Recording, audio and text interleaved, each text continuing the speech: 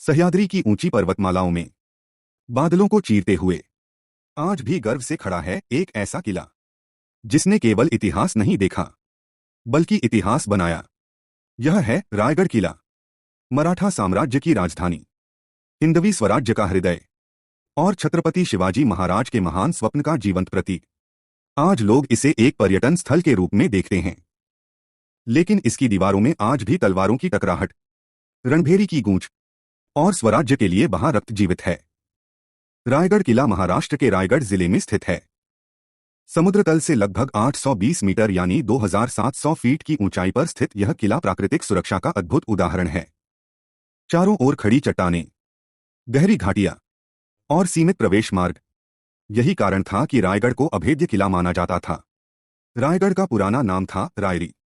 यह किला पहले मोरे सरदारों के नियंत्रण में था, बाद में आदिलशाही के अधीन चला गया। 17वीं शताब्दी का दक्कन राजनीतिक संघर्ष का केंद्र था। उत्तर में मुगल साम्राज्य, दक्षिण में आदिलशाही और कुतुबशाही जैसी शक्तियां सत्ता के लिए संघर्ष कर रही थीं। उसी समय महाराष्ट्र की धरती पर जन्म हुआ एक ऐसे योद्धा का जिसने स्वराज्य का सपना देखा।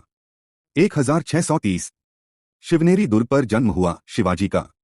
माता जिजाऊ ने बचपन से ही उनमें धर्म, न्याय और स्वाभिमान के संस्कार डाले। छोटी उम्र में ही शिवाजी समझ चुके थे कि विदेशी सत्ता जनता का कल्याण नहीं कर सकती। उन्होंने स्वराज्य का संकल्प लिया। तोरणा किले की विजय से शुरू हुआ यह आंदोलन धीरे धीरे पूरे महाराष्ट्र में फैलने लगा। सन 1656 छत्रपति शिवाजी महाराज ने रायरी किले पर विजय प्राप्त की। लेकिन शिवाजी महाराज केवल किले जीतने वाले राजा नहीं थे, वे भविष्य बनाने वाले शासक थे। उन्होंने तुरंत समझ लिया कि रायरी किला स्वराज्य की राजधानी बन सकता है। इसकी प्राकृतिक सुरक्षा, कोंकण और दक्कन क्षेत्र पर नियंत्रण और ऊंचाई इसे रणनीतिक रूप से अत्यंत महत्वपूर्ण बनाती थी। यहीं से रायरी बना रायगढ़। शिवाजी महाराज ने इस किले का व्यापक विकास शुरू कराया। विशाल महादरवाजा, राजमहल, राज्यसभा, बाजारपेठ, जल संचय व्यवस्था, गुप्त मार्ग और मजबूत किलेबंदी। बहुत से लोग मानते हैं कि रायगढ़ पूरी तरह शिवाजी महाराज ने बनवाया था, लेकिन वास्तविकता यह है कि मूल किला पहले से अस्तित्व में था।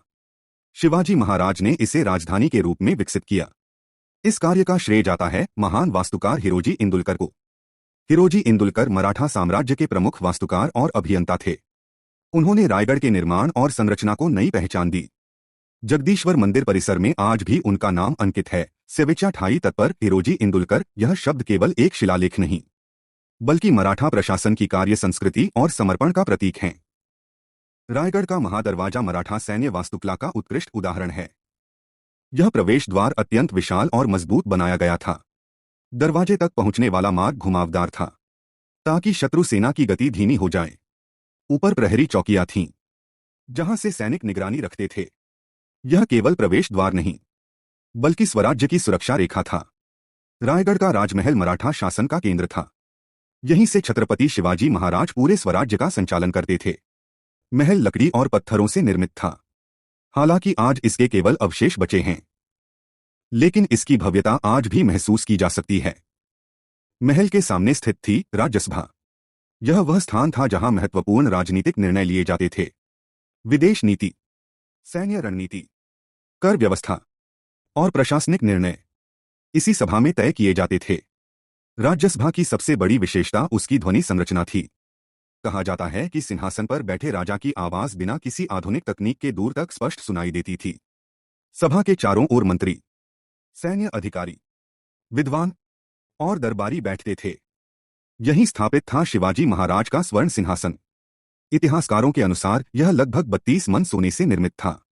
सिंहासन के ऊपर राजचिन्ह, छत्र और शाही प्रतीक लगाए गए थे। यह केवल बैठने का स्थान नहीं था, बल्कि हिंदवी स्वराज्य की स्वतंत्रता और मराठा शक्ति का प्रतीक था। बाजारपेठ, रायगढ़ केवल सैन्य राजधानी नहीं था, यह आर्थिक गतिविधियों का केंद्र भी था। किले के भीतर व्यवस्थित बाजारपेठ बनाई गई थी। यहां घोड़े, हथियार, कपड़े, अनाज और अन्य वस्तुओं का व्यापार होता था। बाजार सड़क के दोनों ओर समान आकार की दुकानों में व्यवस्थित था। यह मराठा प्रशासन की संगठित आर्थिक योजना को दर्शाता है। गंगासागर तालाब, रायगढ़ की जल संचय व्यवस्था अपने समय से बहुत आगे थी। पर्वतीय किला होने के कारण पानी सबसे बड़ी चुनौती था। इसलिए वर्षा जल संग्रहण की उन्नत व्यवस्था बनाई गई। गंगासागर तालाब किले का प्रमुख जल स्रोत था। इसके अतिरिक्त कई छोटे जलाशय और टंकियां बनाई गई थीं। लंबे घेराव के दौरान भी किले में पानी की कमी नहीं होती थी। रायगढ़ की सबसे बड़ी विशेषताओं में से एक थी उसके गुप्त मार्ग। युद्धकाल में सैनिकों और राज परिवार को सुरक्षित निकालने के लिए गुप्त रास्ते बनाए गए थे। किले की दीवारें प्राकृतिक चट्टानों के साथ इस प्रकार जोड़ी गई थीं कि वे दुश्मन के लिए लगभग अभेद्य बन गईं। तोपों के लिए विशेष स्थान बनाए गए थे, जहां से दूर तक हमला किया जा सकता था। टकमक टोक रायगढ़ का सबसे रहस्यमयी और भयावह स्थान था। टकमक टोक यह वह स्थान था जहां अपराधियों और देशद्रोहियों को गहरी खाई में फेंका जाता था। टकमक टोक केवल दंड स्थल नहीं था, यह स्वराज्य के कठोर न्याय का प्रतीक था। हिरकनी बुरुज रायगढ़ का हिरकनी बुरुज आज भी एक मां की वीरता की कहानी सुनाता है। कहा जाता है कि हिरकनी नाम की महिला अपने बच्चे के लिए रात में खतरनाक चट्टान उतर गई थी। उसकी बहादुरी से प्रभावित होकर उस स्थान को हिरकनी बुरुज नाम दिया गया। मंदिर घंटिया रायगढ़ के भीतर स्थित जगदीश्वर मंदिर शिवाजी महाराज का प्रमुख पूजा स्थल था। यह मंदिर हिंदू स्थापत्य शैली का सुंदर उदाहरण है। राज्याभिषेक के बाद शिवाजी महाराज यहां पूजा करने आते थे। मंदिर परिसर में आज भी हिरोजी इंदुलकर का प्रसिद्ध शिलालेख मौजूद है। जगदीश्वर मंदिर के पास स्थित है छत्रपति शिवाजी महाराज की समाधि। 1680 में शिवाजी महाराज के निधन के बाद यहीं उनका अंतिम संस्कार किया गया। आज यह स्थान करोड़ों लोगों के लिए श्रद्धा और प्रेरणा का केंद्र है। समाधि के पास एक और स्मारक स्थित है, वाघिया नामक कुत्ते का स्मारक। लोक कथाओं के अनुसार शिवाजी महाराज के निधन के बाद वाघिया ने भी अपने स्वामी के प्रति निष्ठा दिखाते हुए चिता में छलांग लगा दी थी। हालांकि इतिहासकारों में इस कथा को लेकर मतभेद हैं, लेकिन महाराष्ट्र की लोकस्मृति में वाघिया आज भी वफादारी का प्रतीक माना जाता है। 6 जून 1674 रायगढ़ का सबसे गौरवशाली दिन। सदियों की गुलामी के बाद भारत भूमि पर पहली बार एक स्वतंत्र हिंदू सम्राट का राज्याभिषेक होने जा रहा था। राज्याभिषेक की तैयारी कई महीनों पहले शुरू हो गई थी। संपूर्ण रायगढ़ को भगवा ध्वजों, फूलों और दीपों से सजाया गया। देश भर से विद्वानों, संतों, ब्राह्मणों और राजदूतों को आमंत्रित किया गया। गागा भट्ट काशी के प्रसिद्ध विद्वान गागा भट्ट को राज्याभिषेक कराने के लिए बुलाया गया। उन्होंने शिवाजी महाराज के वंश का अध्ययन कर उन्हें क्षत्रिय घोषित किया। इसके बाद वैदिक परंपराओं के अनुसार अभिषेक की प्रक्रिया शुरू हुई। विभिन्न पवित्र नदियों के जल से शिवाजी महाराज का अभिषेक किया गया। वैदिक मंत्रों के बीच शिवाजी महाराज स्वर्ण सिंहासन पर बैठे और पूरा रायगढ़ गूंज उठा, जय भवानी, जय शिवाजी। यह केवल धार्मिक समारोह नहीं था, यह राजनीतिक घोषणा थी। इसी दिन हिंदवी स्वराज्य को आधिकारिक पहचान मिली। राज्याभिषेक ने मराठा शक्ति को वैधानिक, सांस्कृतिक और राजनीतिक शक्ति प्रदान की। यह मुगल साम्राज्य के लिए खुली चुनौती थी और भारतीय स्वाभिमान का पुनर्जागरण भी। रायगढ़ केवल सैन्य राजधानी नहीं था, यह प्रशासनिक केंद्र भी था। यहीं से शिवाजी महाराज ने अष्टप्रधान मंडल की व्यवस्था चलाई। पेशवा, अमात्य, सचिव, सेनापति, सुमंत, न्यायाधीश, पंडितराव और मंत्री, इन 8 प्रमुख पदों के माध्यम से प्रशासन संचालित होता था। शिवाजी महाराज का शासन केंद्रीकृत लेकिन लोक कल्याणकारी था। महिलाओं के सम्मान, धार्मिक सहिष्णुता, न्याय और किसानों की सुरक्षा पर विशेष बल दिया गया। यही कारण है कि शिवाजी महाराज केवल योद्धा नहीं, बल्कि आदर्श प्रशासक भी माने जाते हैं।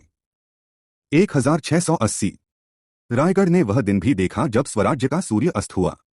छत्रपति शिवाजी महाराज का निधन हो गया।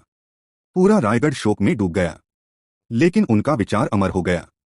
शिवाजी महाराज के निधन के बाद मुगलों ने रायगढ़ पर लगातार हमले किए। औरंगजेब ने दक्कन अभियान शुरू किया और मराठा शक्ति को समाप्त करने का प्रयास किया। अंततः रायगढ़ मुगलों के हाथों में चला गया। बाद में अंग्रेजों ने भी इस किले को भारी नुकसान पहुंचाया, लेकिन वे इसकी आत्मा को कभी नष्ट नहीं कर सके। आज रायगढ़ महाराष्ट्र की पहचान है।